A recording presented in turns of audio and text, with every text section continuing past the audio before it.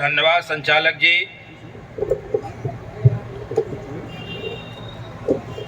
All India SC ST railway employees association Agra मंडल द्वारा आयोजित कार्यक्रम में उपस्थित आदरणीय पूर्व MLC साहब, सम्मानित मंच, सभी रेलवे के अधिकारीगण, कर्मचारीगण, आदरणीय बुजुर्ग, माताएं, बहनें, पत्रकार बंधुओं, आज यह कार्यक्रम बाबा साहब डॉक्टर भीमराव अंबेडकर जी का 133वें जन्मदिन के उपलक्ष्य में आयोजित किया गया है। बाबा साहब के सामने भारत रत्न लगाना मुझे लगता है कि ये अच्छी बात नहीं है। बाबा साहब के सामने भारत रत्न नहीं, बाबा साहब के सामने विश्व रत्न लगना चाहिए, विश्व रत्न। आज ही के दिन 14 अप्रैल 1891 को एक बच्चे का जन्म महू में होता है, इंदौर, मध्य प्रदेश में।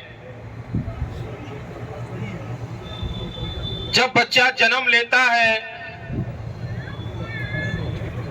तभी इस देश में ही नहीं, विश्व में हलचल मच जाती है कि ये बच्चा आगे चल के देश नहीं विश्व में नाम करेगा। बाबा साहब धीरे धीरे बड़े होते हैं।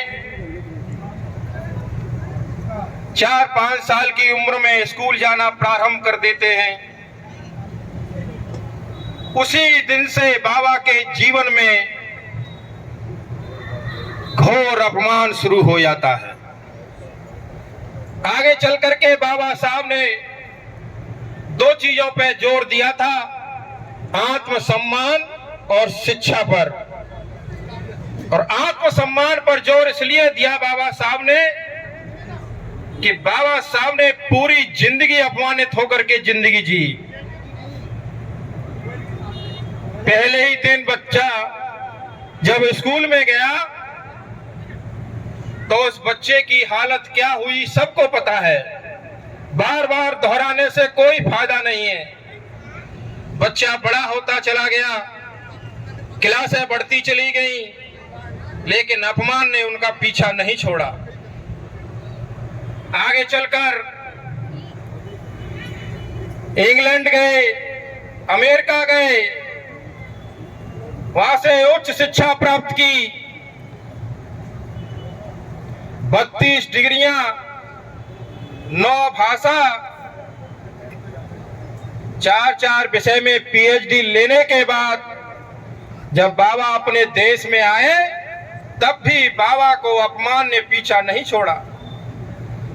चाहे वो सयाजीराव गायकवाड़ के यहाँ नौकरी का मसला रहा हो, चाहे वकालत के पेशे में रहे हो, चाहे प्रोफेसर बने हो, लेकिन बाबा साहब को समय समय पर लोगों ने अपमानित किया। और वही अपमानित बाबा साहब को अंदर से कचोट रहा था और कह रहे थे बाबा साहब कि अगर मुझ जैसे पढ़े लिखे व्यक्ति के साथ इस देश में यह हो सकता है तो मेरे समाज के लोगों के साथ कितना अपमान हो रहा होगा। तो बाबा साहब लगातार संघर्ष करते रहे। पूर्व के वक्ताओं ने तमाम बाबा साहब के बारे में बातें बताई। बाबा साहब ने कहां का अपमान झेला, ये सब बातें पूर्व में हो चुकी हैं और आप लोग सुन भी चुके हैं। लेकिन बाबा साहब ने एक बात कही थी कि गरीबी और अपमान का, अगर गरीबी से छुटकारा पाना चाहते हो, अपमान से छुटकारा पाना चाहते हो, तो सिर्फ एक ही रास्ता है, केवल शिक्षा। शिक्षा के अलावा कोई दूसरा रास्ता नहीं है। बाबा साहब ने शिक्षा पर बहुत जोर दिया। और बाबा साहब ने कहा कि शिक्षित बनो, संगठित रहो और संघर्ष करो। लेकिन ये 3 शब्द किताबों में लिखे रह गए। हमारे बहुजन समाज के लोगों ने इस पे ज्यादा गौर नहीं किया। पिछले सालों से लगातार कार्यक्रम होते चले जा रहे हैं, भाषणबाजी होती है, वक्ता भाषण देते हैं, लोग सुनते हैं, लेकिन बाबा साहब के बताए मार्ग पर बहुत कम लोग चलते हैं। बाबा साहब ने जब संविधान लिखा, और संविधान लिखने पर कुछ लोग कहते हैं कि बाबा साहब पर हमने एहसान कर दिया था कि इनको प्राक्कलन समिति का अध्यक्ष बनाया। अरे तुमने एहसान नहीं कर दिया था, संविधान को लिखने वाला तुम्हारे देश में कोई बाबा साहब के अलावा कोई आदमी नहीं था, इसलिए बाबा साहब से संविधान लिखवाया गया।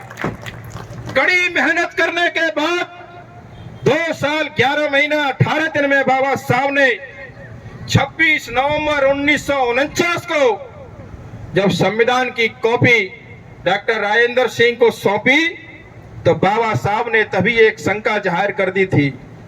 बाबा साहब ने कहा था कि संविधान तो मैं सौंप रहा हूं, लेकिन संविधान को मानने वाले लोग अगर सही हुए तो ये संविधान ठीक है, और संविधान को मानने वाले लोग अगर खराब हुए तो ये केवल एक कागज का पुलंदा है, इसके अलावा कुछ नहीं है। भारत के संविधान में दलित, पिछड़े, अल्पसंख्यक, महिलाएं, मजदूर, किसान, नौजवान सबके लिए लिखा गया, लेकिन बाबा साहब को दबाने की कोशिश की गई, बाबा साहब के इतिहास को मिटाने की कोशिश की गई। लेकिन विचार कभी मरता नहीं है।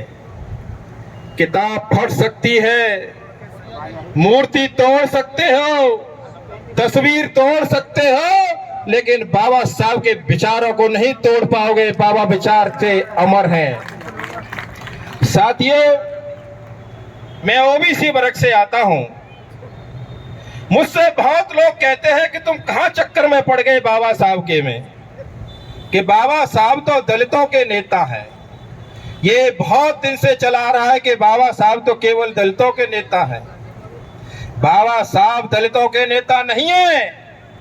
जितने बाबा साहब दलितों के नेता हैं, उतने ही बाबा साहब पिछड़ों के भी नेता हैं, किसानों के भी नेता हैं, महिलाओं के भी नेता हैं, श्रमिकों के भी नेता हैं। लेकिन बाबा साहब को धकेल कर दलितों में कर दिया, जिससे कि बाबा साहब का कद छोटा हो जाए।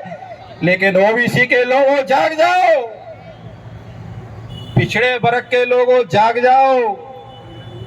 ओबीसी के लिए भी बाबा साहब ने काम किया है। आर्टिकल 14, 15, 16, आर्टिकल 340 पिछड़े वर्ग के लोगों का ही लिखा है। 27% आरक्षण देने का काम अगर किसी ने किया है तो बाबा साहब ने किया है, याद रखना। मित्रों, दोस्तों, लेकिन ये बैकवर्ड और एससी के लोग अभी बहुत सोए हुए हैं। और क्यों सोए हुए हैं? इसलिए सोए हुए हैं कि अंधविश्वास और पाखंड में बहुत विश्वास करते हैं।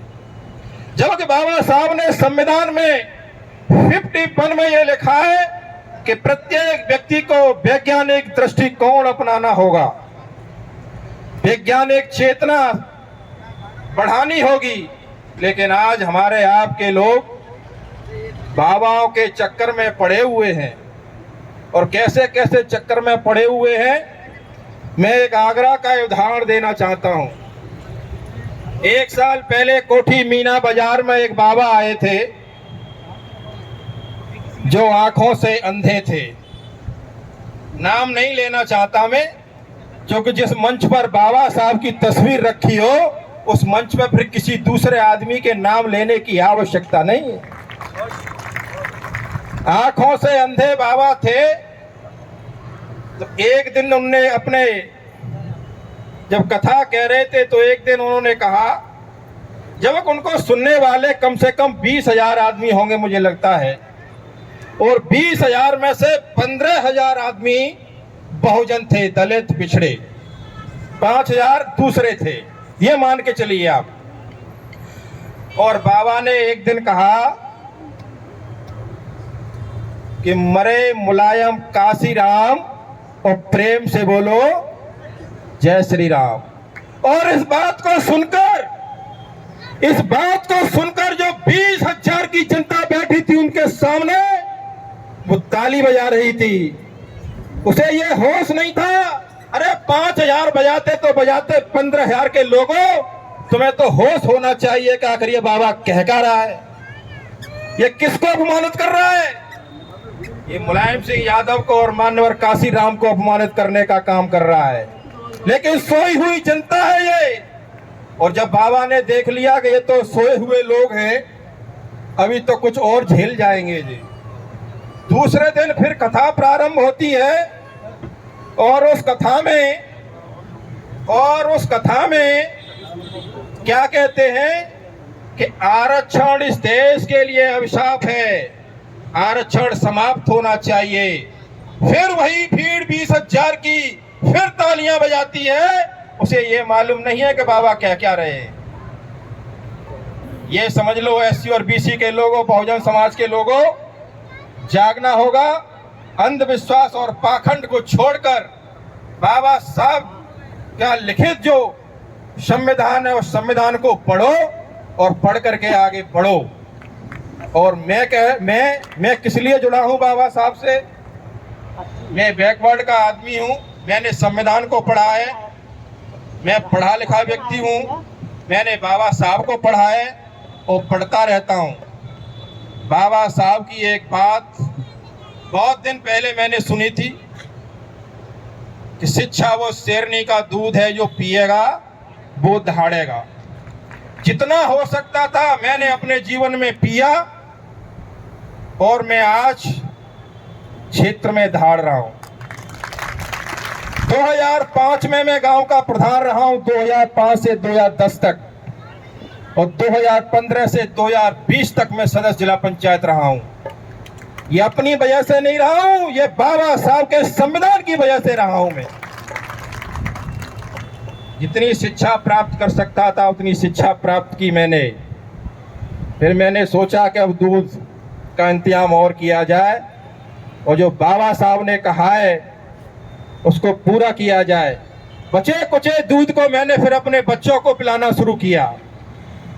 4 बच्चे हैं और खूब पिलाया मैंने दूध, जो मुझे बार बार याद आती थी कि बाबा साहब ने कहा है तो कोई न कोई बात तो होगी इसमें कि शेरनी का दूध है, जो पिएगा सो दहाड़ेगा। और बच्चों को मैंने वो शिक्षा का दूध पिलाया। बड़ी बेटी मेरी MBBS है, MS की तैयारी कर रही है।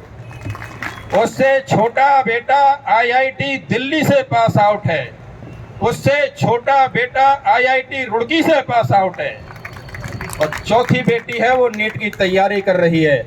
बच्चों को भरपूर दूध पिलाने का काम किया मैंने। बच्चों को जब प्लेसमेंट हुआ कॉलेज में, IIT में लाखों रुपए का प्लेसमेंट हुआ, तो मुझे बाबा साहब के सच्चे वारिस मान्यवर काशीराम साहब की एक बात याद आई। काशीराम साहब ने कहा था कि वोट से लेंगे CM PM और आरक्षण से लेंगे SP DM। ये बाबा साहब के सच्चे वारिस काशीराम जी ने कहा था। दोनों बच्चों से कहा कि अभी नहीं, अभी मन नहीं भरा है, अभी बाबा साहब ने कहा मन नहीं भरा है, और दोनों बच्चे दिल्ली भेज दिए हैं।